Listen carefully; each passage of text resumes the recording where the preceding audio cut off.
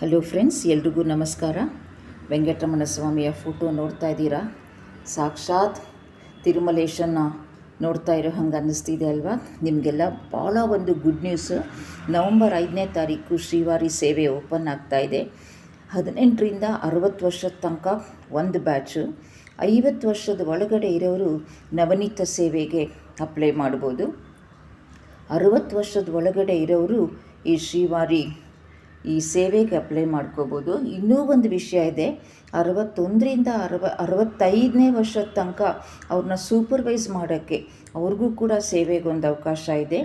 ಈ ನವಂಬರ್ 5ನೇ ತಾರೀಕು ಮಾತ್ರ ಖಂಡಿತ ಮರಿಬೇಡಿ. ಅವತ್ತು ಕಾರ್ತಿಕ್ ಹುಣ್ಣಿಮೆ, ಭಾಳ ಒಳ್ಳೆಯ ದಿವಸ. ಆವತ್ತು ನಮಗೆ ಅತ್ಯಂತ ಮಹತ್ತರವಾದ ದಿವಸ.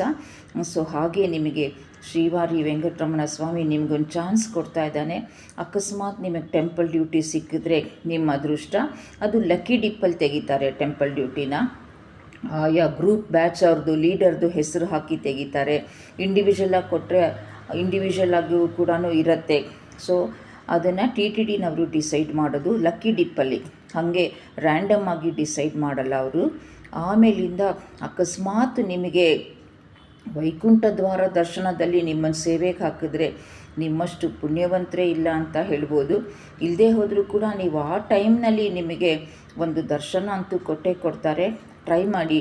ಗಂಡಸರು ಹೆಂಗಸರು ಎಲ್ಲರೂ ಅಪ್ಲೈ ಮಾಡ್ಬೋದು. ನೋಡಿ, ನಮಗೆ ಶಕ್ತಿ ಇದ್ದಾಗ ನಾವು ಇಂಥ ದೇವಸ್ಥಾನಗಳಲ್ಲಿ ಸೇವೆ ಮಾಡಿಬಿಡಬೇಕು. ನೀವು ಎಲ್ಲಿಗೆ ಬೇಕಾದರೂ ಹೋಗ್ಬೋದು. ಭಾಳ ಈಸಿಯಾಗಿ ಎಲ್ಲಿಗೆ ಬೇಕಾದ್ರೂ ಅಂದ್ಕೊಂಡ ತಕ್ಷಣ ಹೋಗಿಬಿಡ್ಬೋದು.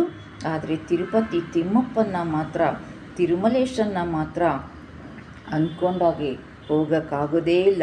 300 ರೂಪಾಯಿ ಟಿಕೆಟ್ ಆದರೆ 3 ತಿಂಗಳು ಮುಂಚೆ ಬುಕ್ ಮಾಡ್ಕೋಬೇಕು.